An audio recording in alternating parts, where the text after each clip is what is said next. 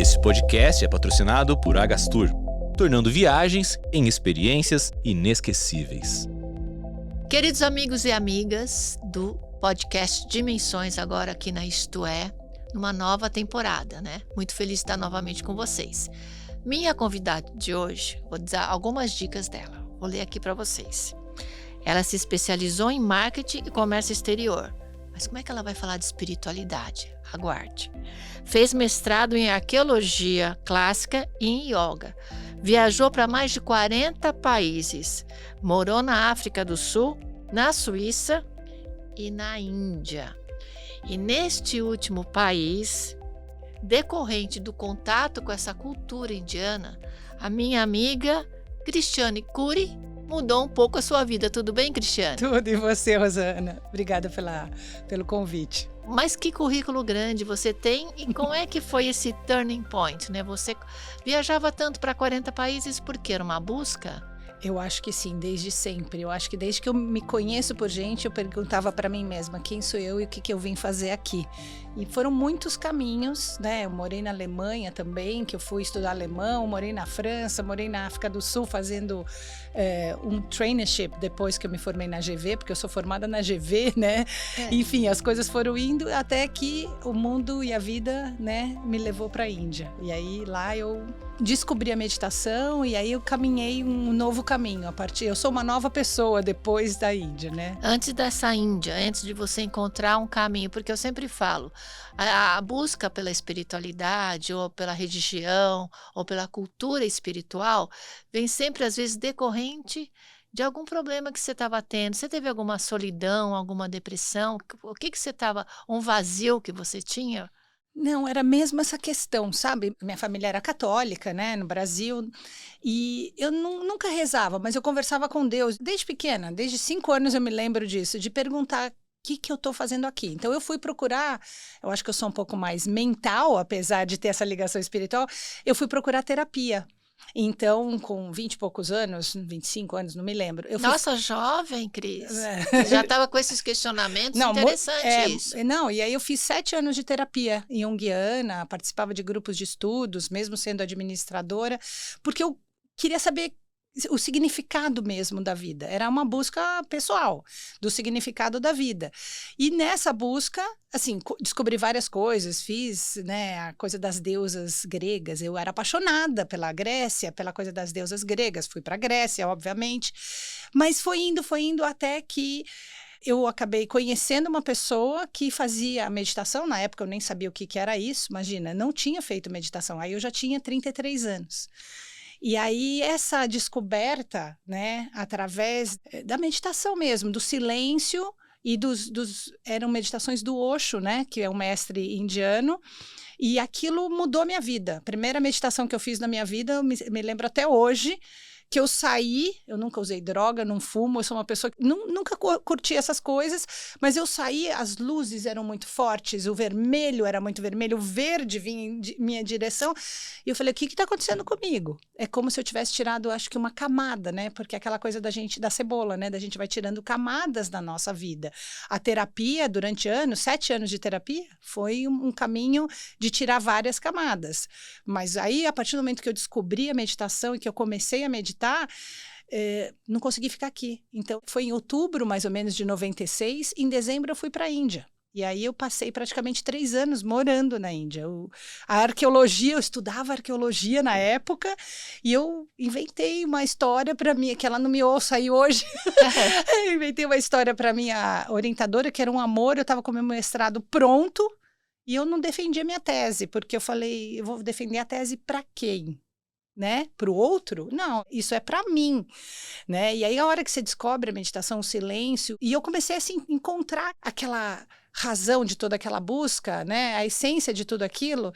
E muita gente me pergunta, né? E aí, Cris, você descobriu quem você é, o que você veio fazer aqui? Eu só sei que eu não sei e nunca vou saber. Essa foi o grande ensinamento da Índia. Não tem, isso é uma coisa divina. né? Essa é a minha sensação, é uma coisa divina, e conforme eu vou vivendo, cada dia eu vou descobrindo uma coisa. Então, eu acho só que eu não brigo mais com a vida, né? Eu não... Você tá mais em paz. Nossa, muito Você é mais tranquila. Muito mais. Ô, Cris, e vamos falar então quando você chegou na Índia, né? Que você chegou a ficar há 3 anos. Você tinha uma certa qualidade de vida aqui, você tinha um estilo de vida. E nós sabemos que na Índia você tem várias camadas sociais, né? Desde a mais luxuosa até a mais simples. E pelos estudos que a gente vê, o indiano, mesmo aquele que está passando necessidade, ele não tem a inveja do outro que tem muito dinheiro. Ele não quer ter o que o outro tem. Isso. Ele acredita que somos resgate de vidas passadas, não é isso? Isso. E se ele está naquela situação, é que ele tem que aprender algo. Isso. Mas para você, quando você chegou, você teve que se adaptar. Você viveu no ashram, onde estão os mestres, você foi para hotel, você foi para uma casa. Como é que você se adaptou? Então, foi muito, muito especial. Então, eu cheguei na Índia dia 26 de dezembro de 96. Sozinha. Uma mulher sozinha, que já até hoje as pessoas falam, como que você viaja sozinha para a Índia?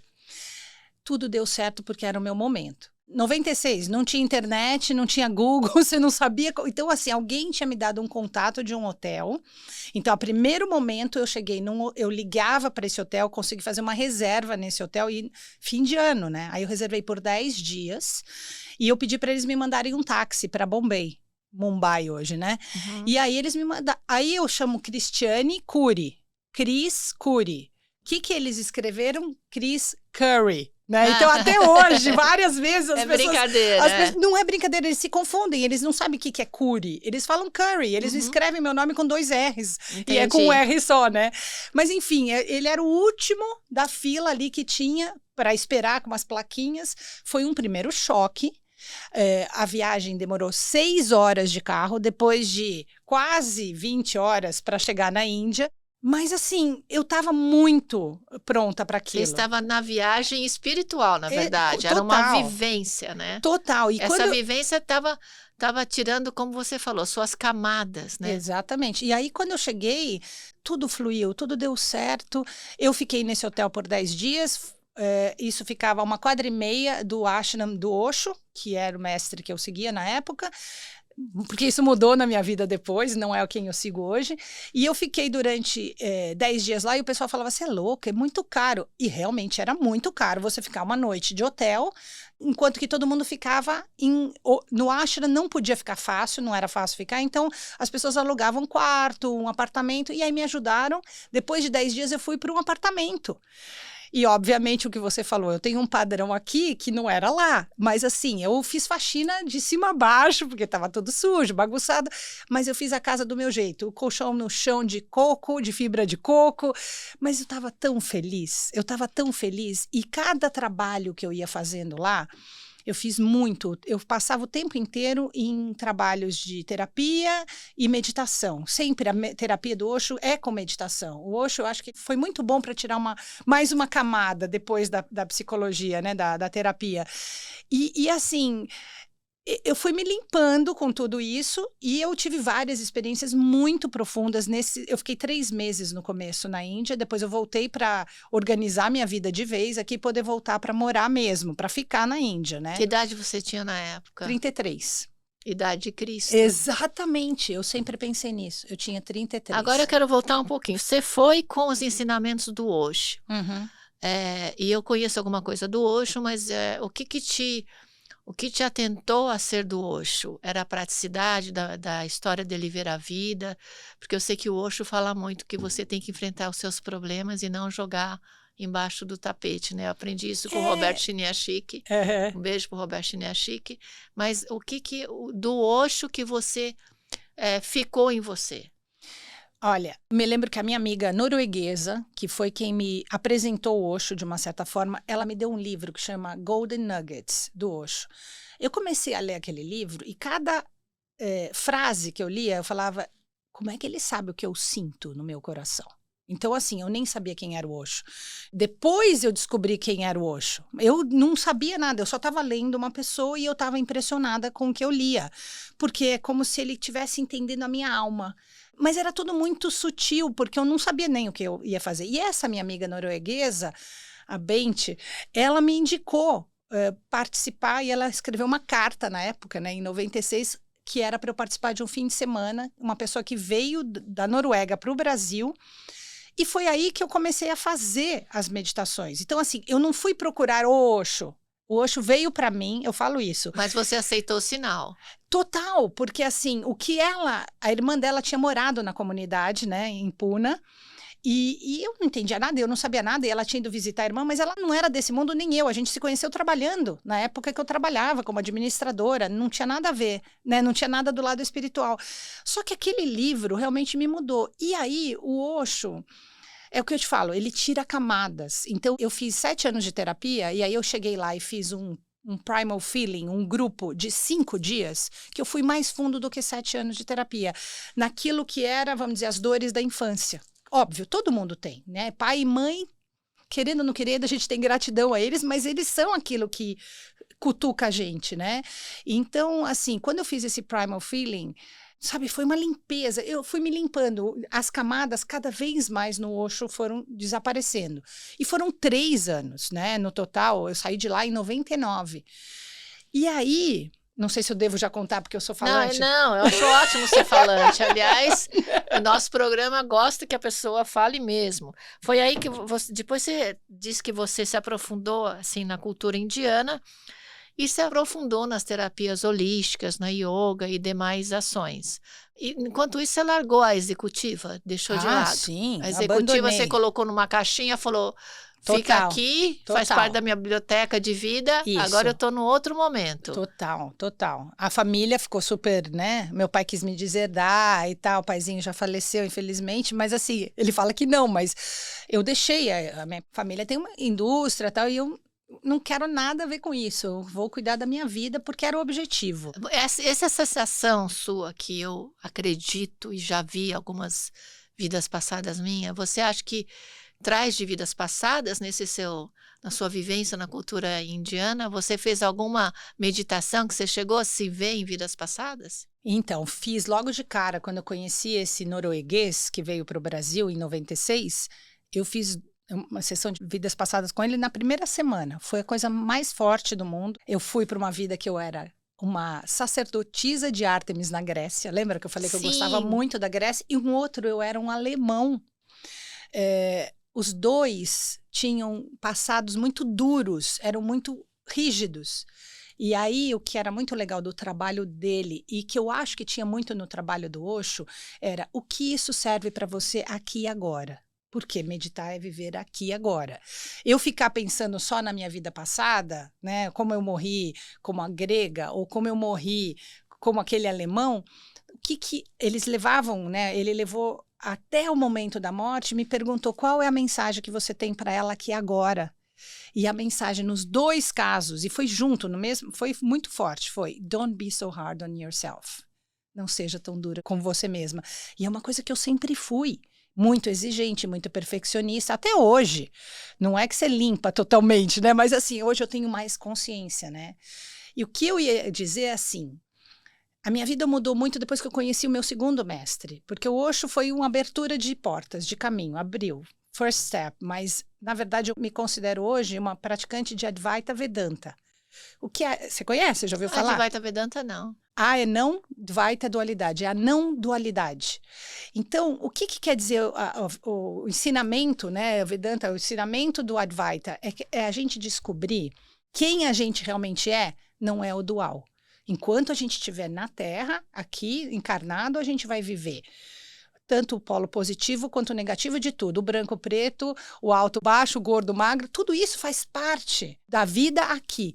Mas quem eu sou, quem você é, quem todo mundo é algo que é além disso, que observa isso. Então, é o famoso observador da meditação. É você se olhar e não se identificar com aquilo que você é. Que você está no momento. É isso, eu estou aqui agora e não me identifico com aquela que tem hoje, por exemplo, um tumor na cabeça. Mas eu não vou me identificar com isso. Isso está acontecendo com o meu corpo, mas eu vou tratar e o que tiver que ser, Será? E isso vem muito quando você me perguntou sobre a questão do indiano, né? Eu aprendi tudo isso com eles, porque não é só com os mestres, né? É com a vida lá. E é isso que você falou. Na frente da minha casa tinha como se fosse uma favela, mas eu não olhava para aquilo, porque eu não fui lá para olhar para fora, eu fui lá para olhar para dentro. E aquilo, juro que eu não via, assim. Depois, quando meus pais foram me visitar, uma vez lá, tipo, querendo me tirar de lá de qualquer jeito, né? Eles falaram, né? Olha só, você mora na frente de uma favela. Eu falei, nossa, nem reparei. Né? Mas assim, as coisas para essas pessoas, elas também estão com um sorriso daqui até aqui, porque elas aceitam. É aquilo que nós falamos, né? Elas aceitam aonde elas encarnaram, como elas encarnaram e que elas estão aprendendo com aquilo. Isso, exatamente. E é que eu sempre falo no programa, nós somos seres espirituais numa vivência humana. Exatamente. E nessa vivência humana é onde você vai ver o que eu estou aprendendo nessa encarnação, né? As pessoas precisam de ferramentas. Isso. Eu acredito muito que da liberdade de escolha religiosa. Cada pessoa, você aí que está nos ouvindo, você se identifica com esta, com aquela religião. Você, na concentração e os instrumentos para você ter a sua fé ou a sua meditação, também é a sua escolha, o seu jeito de ser. Mas os instrumentos que ela está nos ensinando e falando hoje também é algo para você pensar, rever, observar e pesquisar. Né? Porque todo mundo tem o direito da pesquisa, né? Com certeza. Então, seu segundo mestre foi baseado... É o indiano, né, também, que chamava, já faleceu, Ramesh Balsekar para o português melhor. Pouquíssimo conhecido, morava em Mumbai. Então, a gente ia na casa dele, numa salinha pequena, a gente sentava e ficava ouvindo ele falar. E o grande ensinamento era a não dualidade, mas o mais importante não é você só compreender, é você sentir. Porque eu posso até compreender que eu sou além, quem eu sou, quem você é, quem todo mundo é além do que a gente está vivendo na Terra, exatamente o que eu concordo com você. Mas você precisa experimentar isso, você precisa vivenciar, né? E isso é uma coisa que vai levando tempo. Eu conheci o Ramesh em agosto de 2000, então faz 24 anos agora. É a minha vida, assim, eu não vivi com o Osho tanto tempo. Eu nem conheci o Osho, né? Ele já tinha morrido, né? Então, assim, para mim... Aí mudou, literalmente. Eu fiz uma bela de uma limpeza das camadas e aí depois eu acalmei, assim. Então, hoje eu não busco outros mestres, eu até conheço alguns mestres vivos, vou fazer retiros de vez em quando com alguns mestres vivos nessa linha da Advaita, porque é muito presente no meu coração. E eu concordo com você, eu acho que assim, eu sempre falo, a montanha é uma só. E o topo é um só. O caminho para chegar lá, se você vai reto, se você vai dar 2 voltas... cada um é individual. Isso que é a beleza da vida, né? Porque tudo é possível, né? E isso tem na Índia, né? A diversidade, isso é o humano, isso é ser humano. Hoje, né? Quem estiver nos ouvindo, por que você acha que as pessoas deveriam fazer uma viagem à Índia? Vamos falar um pouquinho de viagem agora, que a gente está com um grande amigo aqui nos assistindo, o Marcelo Leone, da Gastur, né? Um beijo para o Marcelo. Um beijo aí para toda a equipe da Gastur. Você vai fazer uma viagem que é uma das suas expertise, né? Levar grupos também de viagem, Isso. né? Quando você leva esses grupos, você dá uma orientação, você escolhe os destinos, como é que funciona? Então, depois desses anos todos de Índia, eu voltei para o Brasil e sempre quis fazer alguma coisa com Índia, né? E aí agora, há 12 anos, desde 2012, eu trabalho como operadora indiana mesmo, e aí eu vou criando roteiros de acordo com o que as pessoas querem, né? De acordo com o interesse, a curiosidade. Eu tenho linhas mais espirituais, tem linhas mais culturais, existe um pouco de tudo. A gente faz Índia, Nepal, Butão, Tibete, Sri Lanka, então só esse mundo aí. Eu hoje conheço a Índia, na época que eu fui lá para meditar e morar, era só aquele pedaço. Depois eu conheci a Índia de norte a sul, leste a oeste, conheço tudo. E a gente adequa, né? Então, assim, na Gastur, eu levei a Paty Leone para fazer uma viagem, né? E conhecer alguns tópicos da Índia, uma loucura, né? Ela falou, não é um país aqui, isso é um novo planeta, né? E a Índia é um outro planeta. Mas foi desse amor pela Índia que eu queria compartilhar a Índia com as pessoas. Então, vem desse espaço. Então, a gente cria roteiros custom made, quase, sabe? Então, assim, às vezes...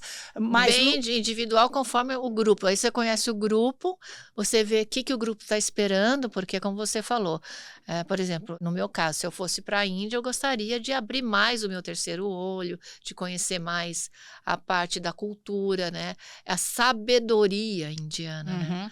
Essa sabedoria mesmo do aceitação, de aceitar Isso. onde está, porque está, que é algo assim maravilhoso. Talvez se tivéssemos mais divulgação desse seu mestre aqui no Brasil, a gente não teria tantas pessoas revoltadas e vingativas e, Exatamente. quem sabe, né, até tantas pessoas presas por aí também, por latrocínios, né? Então, você tem um roteiro agora, né? Qual que é o roteiro? A gente tem um roteiro que a gente chamou uma mistura, cultura e espiritualidade. Então, a gente vai fazer o que é o mínimo que se faz na Índia, que é o que chama-se Triângulo Dourado. Delhi é a capital, Agra, onde a gente visita o Taj Mahal, uma das maravilhas do mundo moderno. É realmente uma maravilha? Nossa, você chega lá perto, você se sente ali, puxa, eu tô no... É inacreditável. Assim, eu não sei quantas vezes eu já fui no Taj. Então, nós vamos fazer um parênteses aqui antes de falar do roteiro.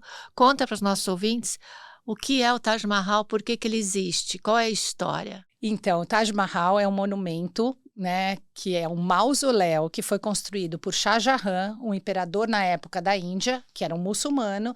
Ele tinha 3 esposas, mas a favorita dele era Mumtaz Mahal. Mumtaz Mahal era a joia do palácio, era o nome dela. Ela viajava com ele para cima e para baixo, ela era apaixonada por ele e ele por ela. E aí, eles estavam viajando, ela estava grávida do 14º filho. E 14º. 14º meu filho. Deus. E essa mulher, infelizmente, faleceu depois do parto. E era uma menina. Antes dela morrer, conta a lenda, que ela pediu para ele não casar novamente, para ele cuidar bem da família, dos filhos, e para ele construir alguma coisa em homenagem a ela. E ele construiu o Taj Mahal. As pessoas às vezes falam, é o templo do amor. Não é um templo, é um mausoléu, mas ele tem o significado de um templo do amor, porque foi pelo amor dela que ele construiu. É tudo as linhas perfeitas, é todo como se fosse um paraíso muçulmano, né? Então tem o que seriam os rios do paraíso, mas que na verdade são águas, né? Não é lago, como que a gente fala? Espelho d'água, os espelhos d'água que você tira foto refletindo o Taj no espelho d'água, são coisas maravilhosas, né? Então, assim, o Taj Mahal é uma questão à parte, né? E ali, além do Taj Mahal, a gente visita o Forte de Agra, que também tem uma história que o filho mais novo do Shah Jahan, o Aurangzeb, ele ficou revoltado que o pai dele estava gastando todo o dinheiro para construir o Taj Mahal. E gastou. Foram 22 anos para construir o Taj Mahal, pedras semi-preciosas, incrustações. É um negócio do outro mundo. É o que eu falei, já fui N vezes, eu não consigo chegar e não fazer foto. Eu falo, gente, mas eu já tenho um monte de foto, para que eu Vou mais, fazer né? de novo. Mas eu faço outra. É energia. Né? É incrível, é inacreditável.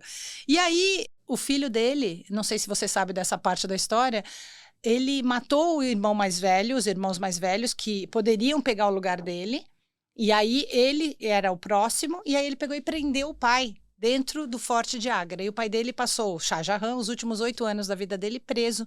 Então a gente visita o local onde ele ficou, o forte é muito bonito. É uma marca desses imperadores muçulmanos que dominaram a Índia nessa época, né? E aí depois a gente vai para Jaipur, né? Jaipur, muito famoso, Jaipur, né? É uma das mais famosas. E aí assim, Pur quer dizer cidade.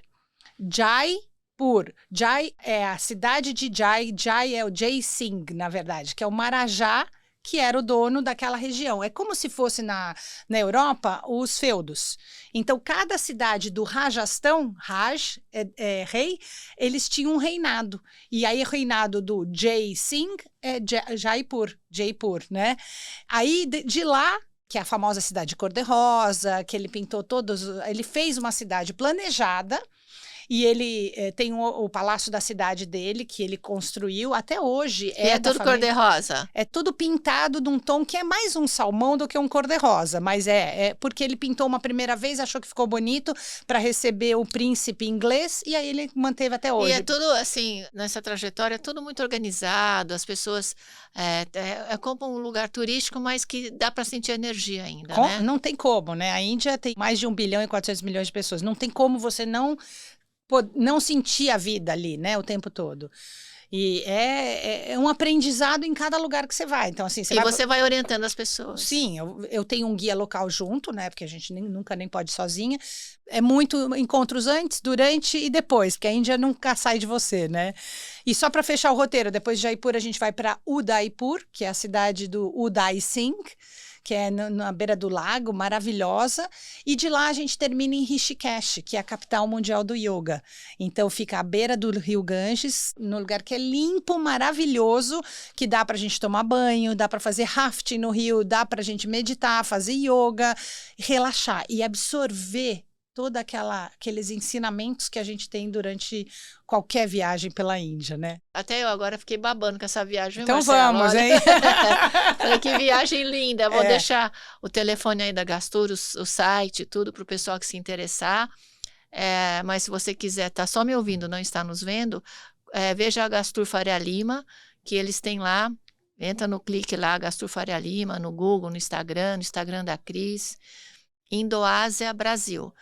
Depois vocês que estão assistindo vão ver aí todas as informações.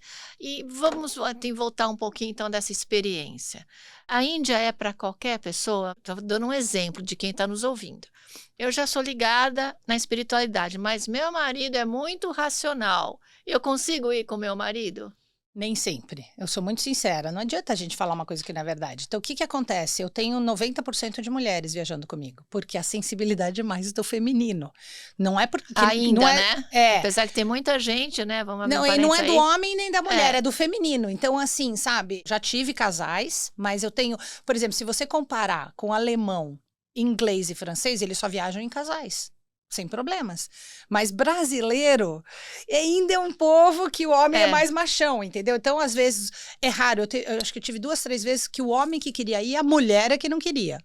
E você teve alguma experiência que as pessoas depois ligaram para você e falou, olha, foi uma transformação positiva para minha vida? Quase todas. Acho que tem uma pessoa que não curtiu muito, que era um moço do Rio de Janeiro, que ele ia lá só para tirar foto. Ele nem queria explicação. O resto, a Índia não sai da gente. E eu falo uma coisa assim, eu acho que a Índia chama a gente na hora que a gente precisa ir para a Índia. É transformador, não dá. Você falou uma coisa tão importante, a Carmen Balesteiro, da Mestre Saint-Germain, conheço ela. Ela fala assim, toda vez que ela faz algum tipo de viagem, alguma coisa, sentiu o chamado, venha. Sentiu o chamado, vai para a Índia, é isso? É isso. Eu não fui por acaso, eu fui porque a Índia veio me buscar através de um cara da Noruega. Entendeu? Eu nunca teria pensado em ir para a Índia, não estava nos meus planos. Mesmo fazendo terapia e tal, não estava nos meus planos. Mas a Índia veio, foi um chamado da minha vida e que não tinha volta, né? Eu estou indo agora em outubro, espero levar você aí nesse grupo. Se não vier nesse grupo, vai no próximo, né? Exatamente. Sempre tem grupo, sempre tem. E aí a gente monta, como a gente falou, roteiros meio que de acordo. Depende muito do interesse das pessoas, né? O que ultimamente você tem sentido no despertar das pessoas?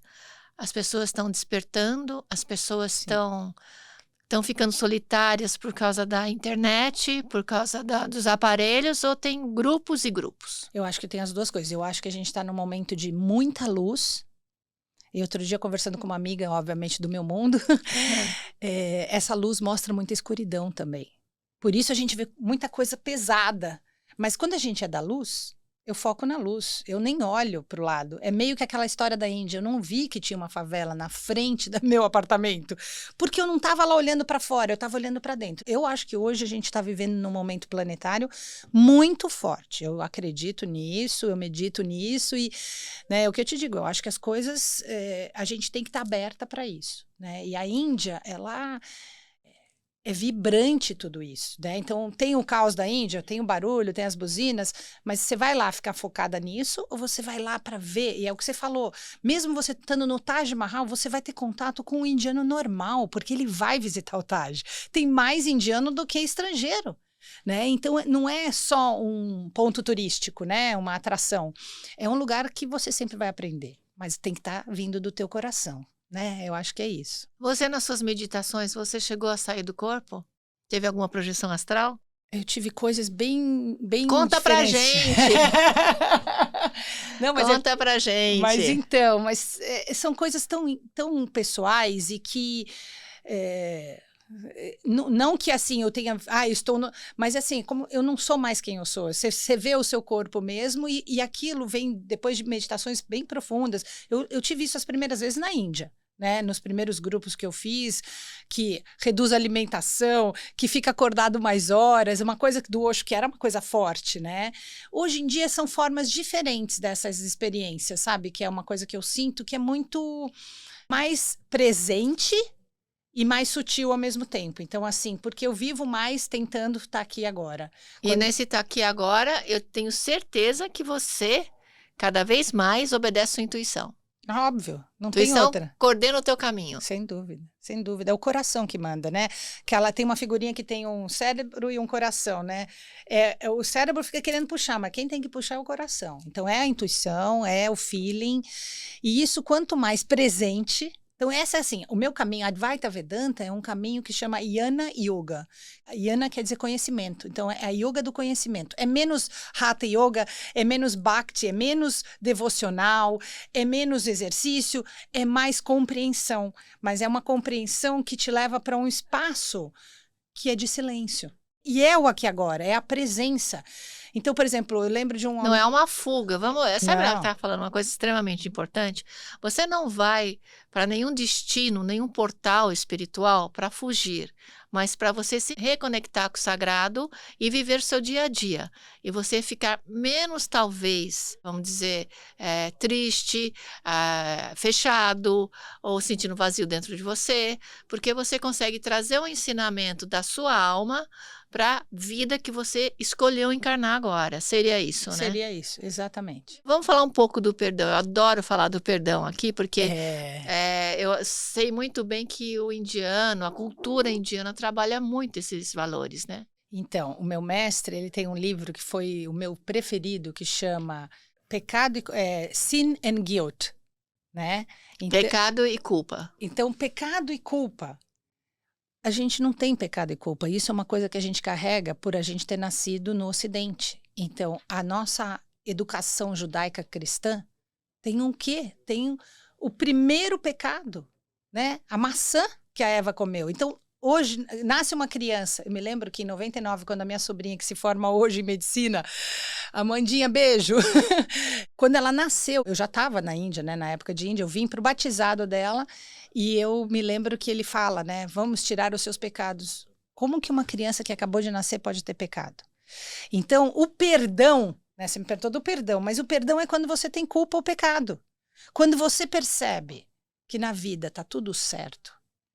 As piores coisas, como você falou aí, da prisão, das coisas horríveis que acontecem, eu não vou falar vítima da sociedade, não é essa palavra que eu estou falando, mas existe um porquê e uma razão de tudo ser na vida, porque a vida, a gente chama de lila, né? O lila é play of God, é a brincadeira divina, é o todo. Meu mestre, o Ramesh, falava assim, imagina se o mundo fosse todo cor-de-rosa. Tudo for cor-de-rosa, é boring, é sem graça, é chato. Então, assim, a vida tem que ter todas as nuances. E a gente tem que saber que a gente não é aquilo. Então, não tem aquele sentimento de me culpar porque, sei lá, eu puxei o cabelo da outra. Vai, uma bobagem qualquer que eu tô falando aqui. Aquilo ali aconteceu por algum outro motivo. E eu posso ter puxado até sem querer. Mas existe assim, eu acredito muito no perdoar as pessoas que estavam desconectadas do bem e acabam te prejudicando. Sim. E você fica com aquele ranço, aquela coisa negativa dentro de você. Não deve. Deixa embora, você não precisa conviver com a pessoa. Lógico, mas lógico. Você é um problema dela, ela que fez o errado, não foi você. Isso, exatamente. Você foi ética, foi vamos dizer assim, se dedicou para aquela pessoa e você recebe uma ingratidão. Uhum. Então, eu sinto que as pessoas ainda se apegam, e eu tive uma fase que eu me apegava, eu sempre fiquei triste com pessoas ingratas, né? Uhum. E hoje a gente aprende que o problema da ingratidão vem da pessoa. Sem dúvida. Não foi você que gerou. Né? Isso aí. Eu acho que foi Dalai Lama, quando eu estive com ele numa coletiva de imprensa aqui em São Paulo, um programa que eu fazia, era o Dimensões na TV, e ele falou, quando você recebe uma negatividade, você olha para aquilo e fala, esse presente eu não quero, esse eu devolvo, né? Acho que é muito dos tibetanos, né? Eu acho que é não se deixar apegar ou influenciar por uma coisa que não é sua. É isso que você está falando. E não é aqui agora. Aquilo ali a pessoa fez, ela tem algum problema. E a gente torce para ela poder ajudar, poder achar um caminho. Mas, enfim, eu penso exatamente isso. Vocês trabalham, a cultura indiana fala de dimensões paralelas, outras dimensões sutis. Como funciona aí? Programa Dimensões tem que temos que falar de dimensões. Temos que falar de dimensões. Olha, eles acreditam em reencarnação, eles acreditam em vários deuses. Os deuses, eles têm funções diferentes. Então, eu acho que a palavra talvez não seja... Eles não usem, por exemplo, essa dimensão, mas é isso que eles estão falando. Então, por exemplo... Eu sou shivaísta, que apesar de seguir a Advaita Vedanta, eu tenho um lado... Eu vou botar uma imagem do Shiva aí, tá? Vamos deixar registrado. É verdade, eu sempre ando com o Shiva, hoje não tô. O Shiva é o deus da meditação, da transformação. As pessoas falam da morte. Sim, é da morte do ego e da transformação para uma coisa além. O Shiva, ele tem várias esposas, entre aspas, dimensões. Então, ele tem a esposa que é a mais boazinha, que seria a mulher. Quem é ela? É a Parvati, a mãe dos filhos dele, Ganesha e Kartikeya. Mas também tem a Durga e tem a Kali e tem outras. Quem é cada uma dessas? A Durga já é aquela que mata o demônio, ela usa todas as... É a proteção. E a pior de todas é a Kali. Ela é, na verdade, ela é a melhor de todas. Quando você tem um problema muito grave, você pede para a Kali porque ela é a mais furiosa das esposas de Shiva. Então ela vai lá e ela vai destruir aquele mal com mais força ainda do que Durga. Então, assim, eu para mim entendo isso como dimensões, entendeu? Porque as pessoas falam, nossa, o hinduísmo é politeísta. Não, na verdade, é um único Deus que está presente em diferentes formas ou dimensões, né? É isso que é. Eu estudei a parte grega, a mitologia grega, eu comparo assim, sabe? Então você tem a deusa Atena, Deméter, Perséfone, Ártemis, que era a que eu me identificava, mas elas são diferentes espectros do feminino. E é mais ou menos isso que temos lá no caso do hinduísmo. São diferentes deusas e deus. O próprio Shiva tem vários nomes, né? Mahadeva é um grande deus, mas ele tem outros nomes, né? Então, mas são só como ele é apresentado em cada uma das funções ou situações. Dimensões. Eu entendo como dimensões. Eu acredito também que cada cultura trabalha as cores conforme a sua cultura. Mas se você for analisar as cores, em cada cultura elas têm o mesmo significado. Uhum. O que o amarelo significa, o que o laranja significa, e assim por diante, né? O azul da proteção, da espiritualidade. E, por exemplo, nas religiões africanas, se você vê um deus africano de uma cor, você vai ver no deus lá do Antigo Egito, a mesma cor significa, por exemplo, o amarelo. Uhum. O amarelo no Antigo Egito, da deusa Ísis, é abundância, prosperidade, fertilidade. Uhum. Na africana, o amarelo também é da abundância, e assim por diante. Uhum. Então, eu acredito que a religião, eu acho que você também deve pensar, é a expressão cultural de um povo. Sem dúvida. A expressão da espiritualidade através da cultura. Uhum. Então, não há problema, Cris, que eu falo para todo mundo, de você aprender sobre elas. Isso. Deus não vai ficar mais bravo se você aprendeu sobre essa ou aquela religião. Isso. Não é pecado, de jeito nenhum, você ter imagem. Uhum. Eu vejo a imagem como um instrumento de meditação e concentração para você fazer aquela oração, aquele pedido naquilo que você quer atingir. É o fortalecimento da mente, porque a gente vive no mundo tridimensional, Uhum. né? É. Bom, nós estamos quase chegando aqui, terminar sobre os deuses. Qual que é o deus que fica na porta das famílias na Índia? O Ganesha, né? Ele é a porta de entrada para tudo, né? O Ganesha, ele abre as portas, ele é o deus da boa sorte, né? Em todas as casas tem um Ganesha na entrada, nos templos e nos palácios, Ganesha é o primeiro. Deus elefante, né? Que tem a tromba de elefante, filho de Shiva. Qual é o papel da Lakshmi? A Lakshmi é a deusa do dinheiro, esposa... Vamos botar uma Lakshmi aí, gente. Ela é a esposa de Vishnu, que é o deus da manutenção da vida. Então, para se manter na vida tridimensional, você precisa do quê? De dinheiro. De matéria, né? Então, você precisa de dinheiro. Então, Lakshmi é a deusa que traz abundância, que traz dinheiro, o dourado, né?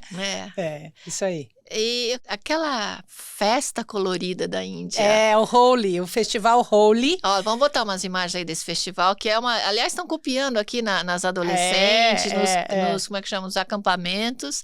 Tem E eu esse esqueci festival. de falar uma coisa muito importante. O Holi é super famoso, acontece normalmente em março, mas tem um festival que, para a cultura indiana, para a Índia em si, é mais importante do que o Holi. É super legal o Holi, mas que é o Diwali. O Diwali, inclusive, nós vamos nesse programa de grupo de outubro, a gente vai celebrar o Diwali na Índia, no Ganges, né? Na frente do Ganges em Rishikesh. O que é o Diwali? O Diwali é quando a deusa Lakshmi volta para casa depois de ter sido raptada. Na verdade, era a Sita, que é uma outra... Porque, de novo, eles têm vários nomes, várias dimensões. Então, na encarnação, vamos dizer, de Vishnu como Rama, a esposa dele era a Sita, nada mais do que a Lakshmi. E ela tinha sido raptada, foi levada para o Sri Lanka. Quando ela volta para casa, e que é o Diwali, é como se fosse o nosso ano novo. Todo mundo fica um mês limpando a casa, deixando tudo aberto, fica todas as portas da casa abertas para receber a deusa. E tudo iluminado com lamparinas. Aliás, É a coisa linda, eu vi mais essa foto. linda do mundo. Manda foto vou pra mandar, gente. vou mandar. Foto É a coisa gente. mais linda do mundo. E isso aqui? é muito da Índia, é muito dos indianos. As pessoas perguntam, mas trazer onde... a luz, né? É, exatamente. As pessoas e também a riqueza, né? E a riqueza. Tudo. E é interessante porque as pessoas acham que é uma coisa na rua. Não, é em todas as casas, é em todos os lugares. Então é uma coisa pessoal, porque a pessoa quer que a deusa venha para sua casa. Então todo mundo abre as portas, as janelas e ilumina para ela entrar. E o do pozinho colorido? É o Holi. O Holi. Que aí é a festa que inaugura a primavera. Então, acabou o inverno, inaugura a primavera, o colorido, as flores que vão vir, as colheitas que virão. Então, esse é o Festival Holi, que acontece normalmente em março. Muda de data, porque é lunar e não solar, né? Essas datas. Então, o indiano é um povo alegre. Muito, muito. Muito parecido com a gente. Alegre, atrasado, desorganizado em algumas coisas. Infelizmente, corrupto em muitas coisas também. Como todo o povo, né? Não, mas ali é parecido com o Brasil. Tá melhorando, né? As coisas estão melhorando um pouco, mas assim, eles são muito parecidos com a gente. E são muito, muito alegres. Muito felizes, amorosos, muito amorosos, dedicados, né? Muito curiosos, eles querem saber, ver uma pessoa como você, loira, eu não, eu pareço indiana. Mas ver uma pessoa como você, eles querem tirar foto com você. Não importa se você é uma pessoa famosa ou não. Para eles, você nunca viram uma pessoa loira na vida. E um casamento indiano? Ah, é maravilhoso, nossa, né? é Outra maravilhoso. foto aí do casamento indiano. Vamos colocar a foto do casamento indiano, que eu acho maravilhoso. É maravilhoso, é maravilhoso. São dias, são festas incríveis. De novo, não importa a casta, né? O nível da pessoa, quanto ela tem de dinheiro ou não, eles fazem uma festa enorme, né? Tem todo o ritual, a escolha da noiva, o noivo. É lindo, é uma coisa assim. E às vezes você tá lá na rua, numa viagem, como eu tô várias vezes, e você encontra e você é convidada para participar. Eles acham o máximo que a gente, turista, entre e participe da festa. Eu vi um filme sobre isso. É muito legal. Comer, Amar e Rezar. É. Esse filme eu acho maravilhoso. É muito lindo. É lindo. Bom, eu vou fazer um bate-bola com você agora, nossa Cris Cury, né? Cris, uma saudade. Meu pai. Um arrependimento. Nossa, um arrependimento. Eu trabalho tanto para ficar no aqui e agora, mas eu tenho que olhar para uma coisa bem do passado para ver um arrependimento. Já transmutou, já. Nossa, não tem muito. Já foi embora. Eu acho que já, porque eu acho que tudo que eu fiz foi no caminho, né? Tropeço, sei lá. Eu pensei, estudei arqueologia, não precisava ter estudado, mas não me arrependo. Foi um aprendizado, né? Para que eu fiz administração? Bom, hoje eu trabalho com um pouco disso. Não consigo falar em arrependimento. Um sonho. Um sonho? Que você quer realizar ainda. Eu tô ruim dessas coisas, porque para mim tá tudo bom do jeito que tá, né? Que bênção. Nossa, é verdade. Eu tô muito bem, assim, de vida. Mas talvez eu dissesse uma coisa bem boba. Sabe, ter um casamento feliz, sabe? Não é uma coisa boba. É um sonho, né, gente? Né, Marcela? É um sonho, né? Um casamento feliz. A busca, né? Agora vamos pensar, se você estivesse escrevendo a sua autobiografia, eu faço essa pergunta para todos que chegam aqui, o seu livro, para quem você dedicaria esse livro? Para Deus, para o universo, não para ninguém. E a Cris por ela mesma? Quem é a Cris? Uma buscadora, eu acho, buscando a essência mesmo, continua aí, né? Sua jornada, então, continua. Sempre, porque enquanto eu estiver aqui, né, eu tô aí buscando, ver qual é o próximo, né? Muito bem, Cris, parabéns pela entrevista. Obrigada, muito eu que agradeço. Muito obrigada. Namastê. Ó, o programa Dimensões hoje conversou com Cristiane Cury, que está fazendo aí um grupo maravilhoso através da Agastur para a Índia. Você sentiu o chamado? Ainda não? Ou talvez uma formiguinha, uma abelhinha falou. Então lembre-se, somos seres espirituais numa vivência humana.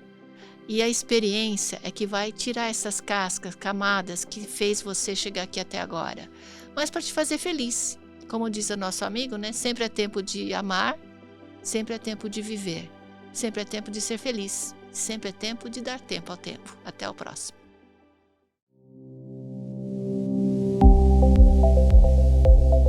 Esse podcast é patrocinado por Agastur, tornando viagens em experiências inesquecíveis.